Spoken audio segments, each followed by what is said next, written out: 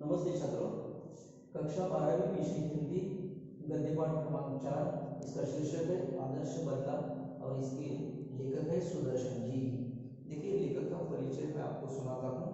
देखिए लेखक का पूरा नाम देखिए सुदर्शन मूल नाम बद्रीनाथ है और उनका जन्म 29 मई 1895 में सियालकोट में हुआ है और उनका निधन 9 मार्च 1967 को हुआ है। देखिए उनकी प्रमुख कृतियां इस प्रकार की है: पुष्पलता, सुदर्शन सुधा, तीर्थ यात्रा, पनघट कहानी संग्रह है, सिकंदर भाग्य चक्र नाटक है, भगवती उपन्यास है और ऑनररी मजिस्ट्रेट प्रहसन है।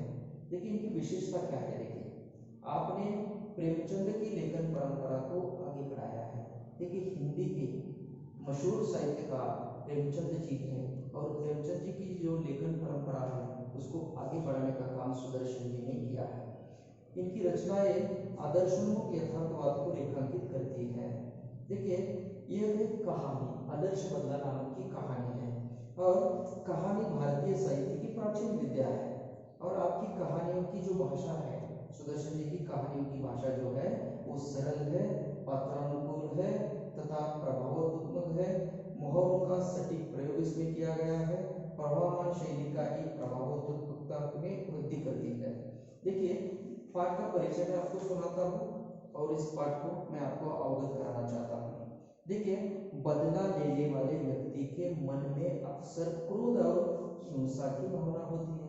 हम देखते हैं समाज में लोग क्या करते हैं, एक दूसरे से बदला लेने की भावना हमेशा रखते हैं। कोई ना कोई कारण होता है लेकिन बदले की भावना हमेशा रहती है, क्योंकि क्रोध और हिंसा बदले की भावना में बदल जाती है। इतना ही नहीं, मौत का बदला मौत से लेने की अनेक घटनाएं हम अखबार में पढ़ते हैं। पर प्रस्तुत कहानी में लेखक ने बदला लेने का अनूठा आदर्श प्रस्तुत किया है। ये इस कहानी की विशेषता है। देखिए यहाँ भी बदला ले लिया है लेकिन ये बदला लेने की जो कहानी है ये आदर्श कहानी है। देखिए बचपन में बैजू अपने पिता को भजन गाने के अपराध में तानसेन की क्रूरता का शिकार होता हुआ दिखाई देता है। आगे हम देखने वाले इस कहानी में क्या हुआ है कि बैजू बावरा क्या करता है, भजन गाता है, लेकिन भजन गाते समय उस राज्य में कुछ नियम तानसेन जी ने बनाए थे, उस नियम को तोड़ा था बैजू बावरा ने, इसलिए तानसेन की क्रूरता का शिकार बैजू बावरा बन गया था। परंतु वही बैजू बावरा तानसेन को संगीत प्रतियोगिता में क्या करता है, हराकर उसे जीवन दान देता है। बच्चा होने के कारण तानसेन क्या करता है, उसे छोड़ देता है, लेकिन छोड़ देने के बावजूद वो दुखी बैजू बावरा क्या करता है, अपने गुरु की बात मान लेता है। लेकिन वो क्या करता है, तानसेन से बदला लेता है और बदला लेकर वो जीवन दान देता है। लेखक ने इस कहानी के माध्यम से बैजू बावरा को आदर्श बदला लेते हुए दर्शाया है। वो किस प्रकार है ये कहानी हम देखते हैं, ध्यान से सुनिए। देखिए आगरा शहर में सुबह सुबह साधुओं की एक मंडली अपने ढंग से भजन गाते गुनगुनाते प्रवेश कर रही थी। देखिए आगरा शहर में सुबह सुबह साधु लोग क्या करते हैं, साधु के एक जत्था क्या करता है, अपने ढंग में भजन गाना गाता है और भजन कीर्तन गाना गाकर वो क्या करते हैं, आगरा शहर के राज्य में प्रवेश कर लेते हैं। और देखिए साधु संत क्या करते हैं, आपको मालूम है कि वो अपने ढंग से भजन कीर्तन गाते हैं और वो क्या करते हैं, दिन दुनिया से विरक्त होकर ईश्वर की आराधना में हमेशा लग जाते हैं। ये साधु क्या करते हैं, हमेशा ऐसा ही काम करते हैं। लेकिन साधुओं को पता नहीं था, आगरा शहर के नया राज्य के जो नियम है उनको पता नहीं था, इसलिए वो क्या करते हैं, अपने ढंग से भजन गाते गुनगुनाते प्रवेश कर रहे थे उस राज्य में। इस मंडली में एक छोटा बच्चा भी था। इन साधुओं के जत्थों में एक छोटा बच्चा था। साधु अपने राग में मगन थे। साधु क्या कर रहे थे, भजन गा रहे थे, वो उसमें मग्न हो रहे थे। तभी राज्य के सिपाहियों ने क्या किया कि इन सब साधुओं को गिरफ्तार कर लिया और उन्हें बादशाह अकबर के सामने पेश कर दिया गया। देखिए इन लोगों को पकड़कर राजा के सामने उनको अकबर के सामने पेश किया जाता है। पेश करने के बाद क्या होता है, देखिए आगे अकबर के मशहूर संगीतकार जो है, उस राज्य दरबार के जो संगीतकार है वो तानसेन जी, ये तानसेन जी ने एक कानून बनाया था। कौन सा कानून बनाया था? जो आदमी गाना गाते समय राग विद्या में उसकी बराबरी न कर सके, कि कोई भी आदमी गा सकता है लेकिन गाते गाते उसको क्या करना है कि तानसेन जी ने जो कानून बनवाया है उसको तोड़ना नहीं है।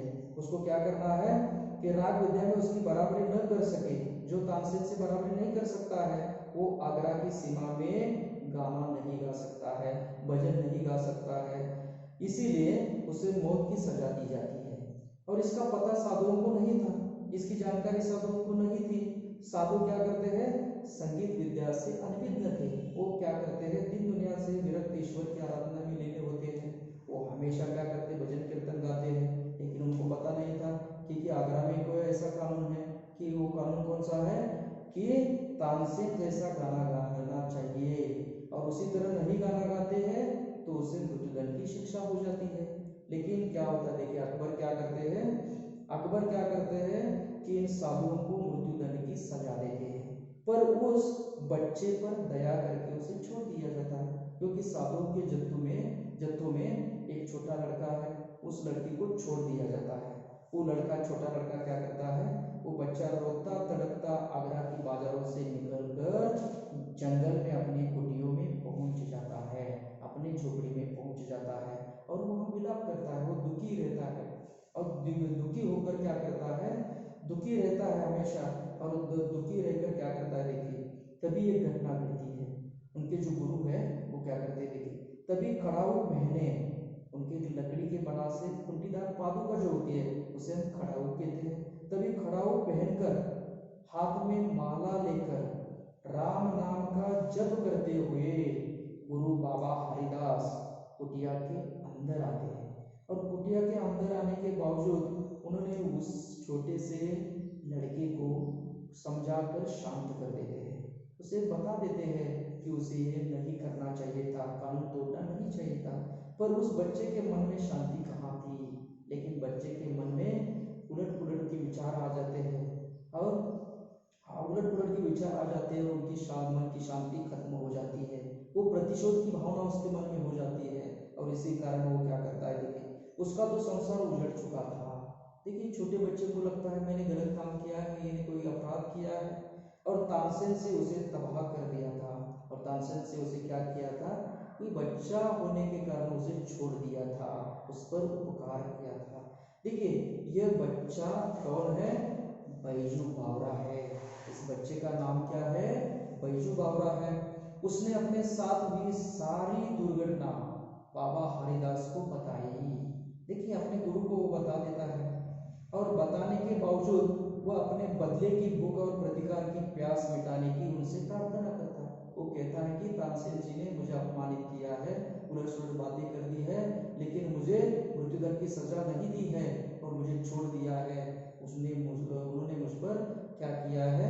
उन्होंने मुझ पर बदला लेने के भावने से मुझे क्या कर दिया है? छोड़ दिया है। क्योंकि छोड़ देना है अपराध का काम है। देखिए क्योंकि इन साधुओं, बाकी साधुओं को उन्होंने मृत्युदंड दिया था, लेकिन इस छोटे बच्चों को छोड़ दिया था, इसीलिए उसे उसका मन अपराधी हो जाता है और प्रतिशोध की भावना उसके मन में रहती है। लेकिन अंत में हरिदास जी क्या करते? देखिए गुरु हरिदास जी क्या करते हैं? उनको आश्वस्त करते हैं, उनसे कहते हैं कि तुम्हें ऐसा काम करना चाहिए, क्योंकि तानसेन ने तो क्या किया था? बदला ले लिया था, साधुओं से बदला लिया था, तुमसे ही बदला ले लिया था, लेकिन तुझे छोटा होने के कारण छोड़ दिया था। लेकिन तुझे कुछ अलग काम करना है। कौन सा अलग काम करना है? कि उसे ऐसा हथियार देंगे जिससे वह अपने पिता का बदला ले सके। कुछ दिनों पहले क्या होता है कि तानसेन जी ने इनके पिता को क्या किया था? मृत्युदंड की सजा दी थी, और उसी का बदला अब तानसेन लेने वाला है। किस तरह लेने वाला है? देखिए गुरु जी क्या कहते थे। इसके लिए उन्होंने बैजू से, गुरु हरिदास जी ने क्या किया था कि अपने शिष्य बैजू से 12 वर्ष तक तपस्या करने का वचन लिया था। उसे संगीत विद्या देने का काम किया था और तपस्या करने का वचन भी उससे लिया था। बाबा ने 12 वर्ष में बैजू बावरा को यह सब कुछ सिखा दिया, और गुरु जी ने बैजू बावरा को इतना सब कुछ सिखा दिया, इतना तैयार कर दिया कि जो उनके पास था अब बैजू पूर्ण गंधर्व हो गया था। जो कुछ गुरु जी के पास थी संगीत विद्या, वो सारी संगीत विद्या बैजू को दे दी थी। और इसे देने के बावजूद अब बैजू पूर्ण गंधर्व हो गया था। उसके स्वर में अब जादू दिखाई देती थी। जब बैजू बावरा क्या करता है, देखिए जब कोई गाना गाता है तो सारी सृष्टि हिल जाती है। लेकिन संगीत तपस्या पूरी होने के साथ ही बैजू बावरा को बाबा हरिदास के सामने ये प्रतिज्ञा भी करनी पड़ती है। संगीत की विद्या खत्म हो जाती है बैजू बावरा की, और जब वो क्या करता है, अपने गुरु की कुटिया से बाहर चल जाने वाला है, दूर जाने वाला है, तब वो क्या करते हैं, गुरु बाबा हरिदास बैजू बावरा से प्रतिज्ञा लेते हैं। कौन सी प्रतिज्ञा लेते हैं? कि वो इस राग विद्या से किसी को हानि नहीं पहुंचाएगा, कि इस संगीत विद्या आपने ग्रहण की है, बैजू बावरा ने ग्रहण की है, इसी से किसी को पीड़ा नहीं होनी चाहिए। इस प्रतिज्ञा से उसे लगा कि प्रतिहिंसा की छुरी हाथ में आई भी तो गुरु ने प्रतिज्ञा लेकर उसे कुंद कर दी। देखिए क्या कहते हैं, गुरु कहते हैं बैजू बावरा से, आपको क्या करना है, संगीत विद्या ग्रहण करके किसी को पीड़ा नहीं देना है, किसी को दुखी कर नहीं करना है। यह वचन लेकर वो उसे छोड़ देते हैं। कुछ दिनों के बाद यही बैजू बावरा एक सुंदर युवक बन जाता है। और यह सुंदर युवक क्या करता है, साधु आगरा के बाजार में गाता हुआ जा रहा था।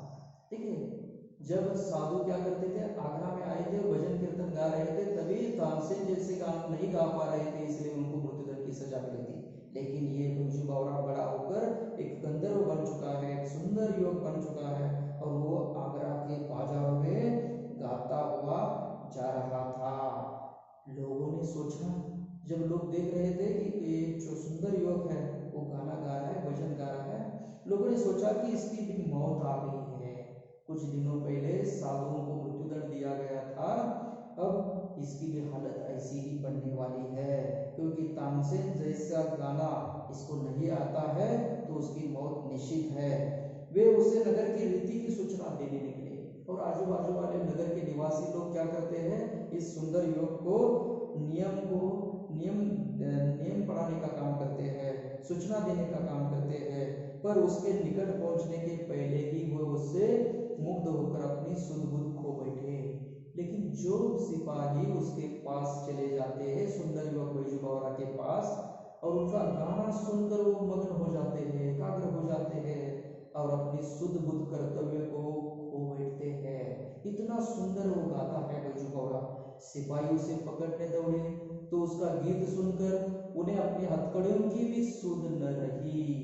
देखिए जब सिपाही क्या करते हैं, हथकड़ी लेकर उस युवक को पकड़ने के लिए चले जाते हैं तो उनको सुध नहीं रहती है। लोग नवयुवक के गीत पर मुग्ध थे, लोग खुश हुए थे, गाना सुनकर मग्न हो गए थे, मुग्ध हो गए थे। चलते चलते यह जन समूह मौत के द्वार पर यानी तानसेन के महल के सामने था। देखिए सारे लोग इकट्ठा हो गए थे, और मग्न होकर वो क्या करते थे, भजन और एक गाना सुन रहे थे। गाना सुनते सुनते ये सारे लोग तानसेन जी के महल के सामने आ जाते हैं।